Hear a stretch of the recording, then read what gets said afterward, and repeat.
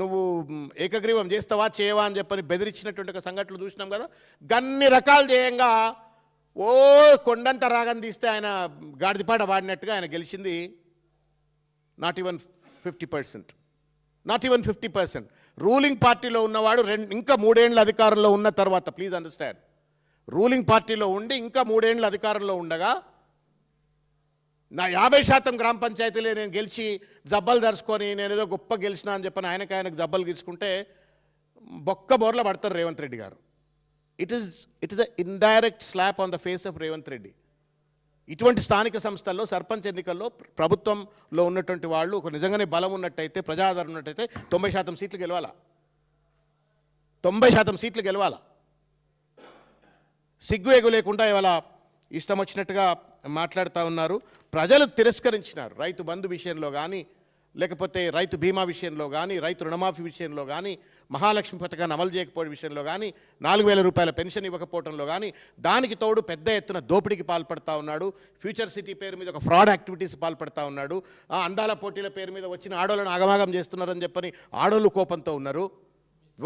Miss world పేరు మీద, తర్వాత ఇవాళ మెస్సీ పేరు మీద ఎంత పెద్ద మెస్ చేసిండు, ఎంత పెద్ద ఆగమాగం. అటు మనవాడిని పేరు, I don't want to take anybody's name, చిన్నపిల్లల పేర్లు ఎందుకు కానీ, నువ్వు మనవాడు తాత మనవాడు ఆడుకోవడం కోసం 200 కోట్లు ఖర్చు పెడతారండి ముఖ్యమంత్రి.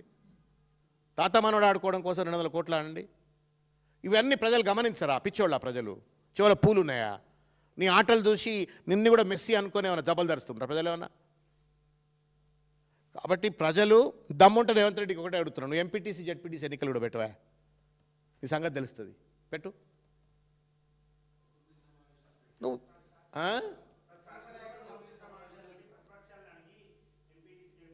ఇదేమన్నా అడిగి పెట్టినావు? మరే ఇదేమన్నా అడిగి పెట్టినావు? ఎంత దుర్మార్గమైనటువంటి ఖూనీ చేసినాడు చెప్తానండి. మీడియా వాళ్ళు దయచేసి ఇది ఎవరు పెద్ద హైలైట్ చేయట్లేరు, చేస్తలేరు. అది ఏం కారణమో తెలియదు, బాధ కలుగుతుందండి. జీవో 9 ఎట్లా తెస్తాడండి? ఆర్డినెన్స్ బిల్లులు పెండింగ్లో ఉండగా, ప్రెసిడెంట్ దగ్గర పెండింగ్గా ఉండగా ఆర్డినెన్స్ తెస్తేవి, ఆర్డినెన్స్ పట్టుకొచ్చి మళ్ళీ బిల్లులు తెస్తేవి, అవన్నింటినీ మళ్ళీ గవర్నర్ దగ్గర ప్రెసిడెంట్ దగ్గర పెండింగ్ ఉండగా రాత్రి జీవో 9 అని పట్టుకొచ్చి నేను 42% రిజర్వేషన్ ఇస్తున్నా అంటే పాలాభిషేకం పూలాభిషేకం ఏమో రేవంత్ గౌడు, రేవంత్ యాదవ్, రేవంత్ ముదిరాజ్, రేవంత్ చారి అన్నీ అయిపోతేవి సిగ్గు ఎగ్గు లేకుండా. అయిపోయిన తర్వాత మళ్ళా కనీసం ఒక మాట అన్న, నేను 9 అమలు చేయలేకపోతున్నా, నేను 2 చెంపలు వేసుకుంటున్నా, నా వల్ల కావట్లేదు, కోర్టుల కేసు పెండింగ్ ఉన్నది, కోర్టుకు పోయింది, కోర్టు డిఫర్ చేసింది, final argument is there on 21st. ఇవ్వాలంతా డేటు 21 తారీఖు నాడు ఫైనల్ ఆర్గ్యుమెంట్ ఉంది. ఓపిక లేదా, ఉబ్బాగలేదా రేవంత్ రెడ్డికి? జియో 46 పట్టుకొచ్చి మళ్ళా నోట్ల మన్ను కొట్టి 17% రిజర్వేషన్లు కూడా బీసీలకు ఇవ్వలేదు సర్పంచ్లోను. తగుదనమ్మా అని చెప్పని మళ్ళీ నువ్వు గెలిచినా అని చెప్పని అనుకుంటున్నావు. ప్రజలు ఆపర్చునిటీ కోసం వెయిట్ చేసి, నీ పోలీసులను చూసి కొంత భయపడవచ్చు, నీ డబ్బును చూసి భయపడవచ్చు, నీ రౌడీజాన్ని చూసి భయపడవచ్చు, నీ అట్టహాసాన్ని చూస్తే భయపడవచ్చు, కానీ అసలీ మోకే పర్ అసలీ జవాబ్ బరాబర్ దేతే హే. పెట్టు జెడ్పీటీసీ ఎన్నికలు, పెట్టు ఎంపీటీసీ ఎన్నికలు. మరి దమ్మున్న మొగను అయితే ఎందుకో స్పీకర్ వ్యవస్థను వాడుకొని ఎందుకో డిస్క్వాలిఫై చేయలేదు? నువ్వు ఇలా డిస్క్వాలిఫై చేసి ఉంటే నీ ధైర్యం తెలుస్తుంది. అలా పార్టీలు మారలేదా? గుండె మీద చేయబెట్టుకొని చెప్పారు రేవంత్ రెడ్డి. నిజంగానే పార్టీలు మారలేదా? వాళ్ళు సిగ్గుండాలా? పారదర్శకమైన ప్రభుత్వం, జై సంవిధాన్, జై బాపు, జై భీమ్. ఏ ముఖం పెట్టుకొని ఢిల్లీకి పోయి మళ్ళీ ఆ వేదిక మీద మాట్లాడినావు? ఆయన రాహుల్ గాంధీ ఏందో నువ్వేందో అర్థమే కావట్లేదు. ప్రజలు ఏమైనా ఎడ్డోళ్ళు అనుకుంటున్నారా? ఏం అర్థం కావట్లేదు. జై సంవిధాన్ అంటే జై 74th కాన్స్టిట్యూషనల్ అమెండ్మెంట్ కాదా? జై సంవిధాన్ అంటే ఇచ్చిన వాగ్దానాలను అమలు చేయాలని కాదా? ఓ చిల్లర పరిపాలన చేస్తూ ఉన్నారు, ప్రజలను మభ్యపెడతా ఉన్నారు. కొన్ని సొంత మీడియా ఛానల్స్ తోటి ఇష్టం వచ్చినట్టుగా ఇవాళ ఒక తప్పుడు ప్రచారానికి పాల్పడుతూ ఉన్నారు. ఎల్లో జర్నలిజం అంటారు దీన్ని. I'm not political yellow journalism అంటలే, ఎల్లో జర్నలిజం అని చామ్స్కీ అంటాడు. థాట్ పోలీసింగ్ ఇది. చేస్తున్న తప్పిదాన్ని కప్పిపుచ్చుకోవడం కోసం చేసే చిల్లర ప్రయత్నం. దమ్ముంటే పోదాం 307 సర్వే దగ్గరికి, దమ్ముంటే నువ్వు జడ్పీటీసీ ఎంపీటీసీ ఎన్నికలు, దమ్ముంటే ఇవాళ కూడా చెప్తున్నాం, నిజంగానే కనుక నీకు నీ గెలుపు పట్ల నిజంగా నీకు నమ్మకం ఉన్నట్టయితే వాళ్ళని డిస్క్వాలిఫై చేయి. అది చేయకుండా ఆ పాపం ఆ స్పీకర్ను పాపం ఆయన చరిత్రహీనుని చేసి పడేసిండ్రు.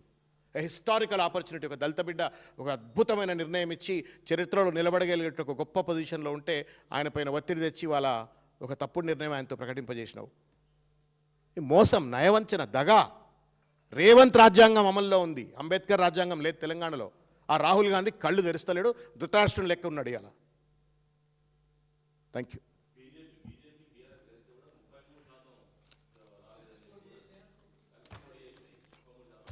అన్న ఇక ఇప్పుడు ఏం చెప్పాలి, నేను ఒక్క అబద్ధం ఆడుతానికి ఒక సమాధానం చెప్పొచ్చు, 2 అబద్ధాలు ఆడుతానికి 2 సమాధానం చెప్పొచ్చు, 3 అబద్ధాలు ఆడితే 3 చెప్పొచ్చు. ఇప్పుడు పొద్దున్నే అబద్ధాలు ఆడితే ఏం చెప్తాం, ప్రతి సెకండ్ అబద్ధాలు ఆడితే ఏం చెప్పమే? సిగ్గే గుండొద్దండి, మీకు తెలియదా అన్న? రేవంత్ రెడ్డిని అధికారంలోకి రావడం కోసం పరుగెత్తుతున్నటువంటి ఒక బండి సంజయ్ని అధ్యక్ష పదవి నుండి పక్కన పెట్టి, నేను I have no disrespect to Kishan Reddy garu, a great man, I have my own respect to him individual, personally I like him and I have great respect. నువ్వు పట్టుకొచ్చి కిషన్ రెడ్డి గారిని అక్కడ పెట్టడంలోనే నువ్వు ఒక 2 అడుగులు వెనకకేద్దాం, రేవంత్ రెడ్డికి వెసులుబాటు కల్పిద్దామని చెప్పని ఒక ప్రయత్నం చేసిండ్రు. ఆ ప్రయత్నంలో రేవంత్ రెడ్డి సఫలీకృతుడైన తర్వాత బడే బాయ్ చోటే బాయ్ ఎవడన్నా అన్నాడండి కాంగ్రెస్ ముఖ్యమంత్రి దేశంలో? చెప్పండి, ఎవడన్నా కాంగ్రెస్ ముఖ్యమంత్రి నరేంద్ర మోడీని బడే బాయ్ అన్నాడు ఉన్నాడు? ఎవడన్నా అన్నారని ప్రూవ్ చేస్తే నేను ముక్కు నెలకు రాసుకుని వెళ్ళిపోతా. రాహుల్ గాంధీ ఏమో చౌకీదార్ చోర్ అంటాడు, రేవంత్ రెడ్డి ఏమో మోడీ మేరా బడాబాయ్ అంటారు. ఆ కృతజ్ఞత తీర్చుకోవడం కోసం అని చెప్పినట్టుగా వాళ్ళు 7 ఎంపీలు గెలుస్తారండి. వాళ్ళు ఇవాళ ఎన్ని సీట్లు గెలిచిండ్రు? ఎన్ని సీట్లు అన్నా బీజేపీ కార్పొరేటర్లు గెలిచింది, సర్పంచులు గెలిచింది?